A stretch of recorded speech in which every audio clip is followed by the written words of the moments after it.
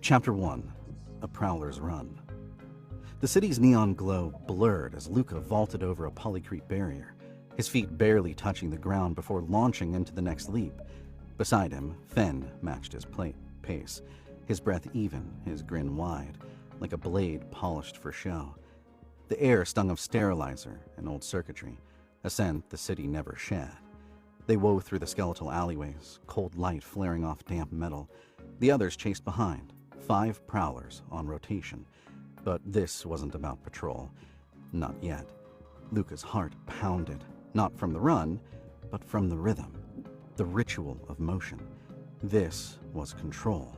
This was proving they still had it. From somewhere behind, Skylar's voice rang out. "Fen, you planning on catching up to Luca anytime this century?" "Shut it, Sky," Fen snapped, the grin still plastered to his face, but his eyes told a different story. Luca glanced back. The irritation wasn't playful, not entirely. That edge had been creeping in lately. Quick temper, slower recovery. "Less chat, more run," Andrew called. Her tone was light. Despite the underlying urgency to get to their sector, their run had been assigned to patrol today. "Yeah, some of us are trying to get to work here," Roman added, bounding up a service ramp to their right. "You two are the ones slowing us down," Fen barked, the bite fading from his voice, just enough to pass for banter. Luca didn't smile, but he didn't intervene either. Sometimes the jokes worked, sometimes they didn't. Today, they were close to slipping. A bulletin screen towered ahead. Its curved surface flickered through endless streams of alerts and curated drama. The group tightened its formation. Luca lifted a hand, fingers flicking left and right. The run split, each pair veering toward their designated route. He grabbed a heated conduit, its metal warm beneath his gloves. The climb burned through his muscles, familiar and clean. Halfway up, another hand clamped the rail beside his. Fen. Their fingers brushed. Brief, tense. "You always get the best spots, don't you?" Fen's voice was low now, private. Luca's foot missed a groove before catching, not from the climb, from Fen's tone. Its edge had gotten sharper lately. "After you," he offered, his voice flat but steady. It was a gesture, not a retreat. Fen hesitated for just a breath, then moved. They crested together, pulling themselves onto the narrow ledge that bordered the screen's upper rim. Below, the city pulsed in precise lines and layered infrastructure, its artificial sun glinting off glass. Luca let himself look, just for a second. Alpha always said the city thrived because they kept it that way. And from here, it almost looked true. Towering spires, shimmering order, the illusion of safety shaped in polycrete and steel to keep the chaos of the wild at bay. He used to believe in this sprawling beast of man-made ingenuity. Maybe he still wanted to. But Fen's laughter beside him, it was too hollow, too practiced. And the city, a maze of levels and districts, each with its purpose and population, looked like a trap from this angle. Above, towers stretched into artificial sky, walkways and high-speed transit lines snaking between them. Below, the lower levels throbbed with movement, and the air carried the low hum of electricity, the distant murmur of voices, and the steady thrum of automated vehicles gliding along their routes. Even at this early hour, the city never truly rested. Luca looked toward the city's edge, where they would spend their shift. It was the first time they had been assigned to patrol Sector 7, and while it wasn't any worse than any of the other sectors, it was unfamiliar, its people unknown. A new challenge. Good. He preferred to keep his run sharp, which meant they used every opportunity to hone their skills, even the commute to their designated sector. Skylar appeared at Luca's side, her eyes dancing with mischief. "Race you the last 6 blocks?" "You're on," Luca replied, and launched himself off the metal lattice. The wind rushed past his ears as he twisted in midair to land in a fluid roll on the adjacent rooftop. "Show off!" Fen called from behind, amusement barely masking the bite beneath. As they raced across the rooftop, Skylar vaulted over a ventilation unit, her lithe form a blur of motion. The gap to the next building was too wide to jump. Luca grabbed a hanging wire without breaking stride and used his momentum to swing across. After he landed, he turned back to check on the others. Fen followed his lead while Skylar found a pipe spanning the gap. "Andra, Roman, you good?" he called, seeing the two had stopped. Roman chuckled. "Just enjoying the view, boss." He eyed the cable swinging back toward him, but then headed toward Skylar's choice of crossing. "Yeah," Andra added, her breath slightly labored as she followed Roman. "Someone's got to make sure you hotshots don't get into trouble." They continued their breakneck pace, racing along the most challenging route they could find until they reached Sector 7. Along the way, Luca did what any run leader should do. He observed and assessed. Alpha's words rang in his ears. "A team leader must sharpen his team, not carry them." Fen was pushing himself harder than usual, while Andra didn't push herself enough.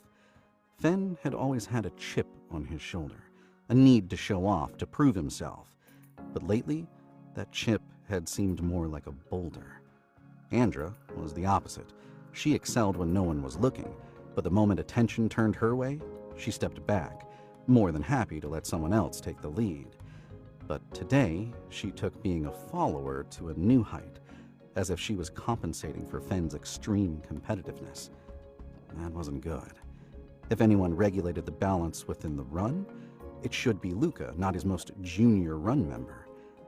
Luca slowed as they entered their assigned sector, but stayed on the bundle of conduits they had been following for the last block to allow their bodies, still thrumming with adrenaline, to settle. The street below bustled with activity. Shops blinked to life, screens lit, shutters rolled, workers moved in practiced sync. Everything aligned. Until it didn't. They had just reached the ladder he intended to ascend to the next level when a commotion below caught his attention. Two men stood in the middle of the intersection, their voices raised, their argument drawing attention. A small crowd had already gathered, watching, waiting. "Trouble," Luke muttered, pointing out the combatants to his run. "Great," Skylar mumbled. "Just what we need to start our shift." Luca couldn't hear what the two were arguing about, but with the gathering crowd, a wrong spark could ignite something massive, tipping the scales from order to chaos. "We're going down," he announced. "Andra, Roman, flank the sides. Skylar, Fen, with me." Luca felt a familiar tension coil in his gut as they descended to street level. It wasn't fear, not exactly. More like a hyper-awareness of the delicate balance Prowlers maintained in the city. They weren't just enforcers. They were symbols of authority, recognized and acknowledged wherever they patrolled. However, while responsible for safety and order, they weren't always welcome and as often feared as they were respected. Most of the time, you didn't know which sentiment you would be met with until you stepped into the fray. "Hey!" Luca called out. The arguing men turned, stunned by the Prowler's sudden appearance. "What seems to be the problem here, gentlemen?" Luca asked, keeping his tone neutral but commanding. One of the men, red-faced and agitated, jabbed a finger at his opponent. "This lowlife thinks he can shortchange me on a deal. I oughta—" "You oughta what?" the other man sneered, taking a step forward. Luca slipped between them, his hands raised in a placating gesture. "Easy now. Whatever the issue is, I'm sure we can resolve it without resorting to violence." Fen and Skylar closed in, a comforting presence. This was what they trained for. Not just the physical demands of prowling, but the delicate art of keeping the peace. While many runs used intimidation and force as their primary method, Luca preferred to use that as a last resort. But it was good to have the option as a backup. "Look," Luca continued, addressing both men, "whatever your dispute is, it's not worth taking it to that level, because that won't end well for either of you. Now, why don't you both take a deep breath and tell me what's really going on?" The first man's face contorted with rage, his eyes narrowing as he suddenly redirected his fury toward Luca. "Who the hell are you to tell me what to do?" he snarled.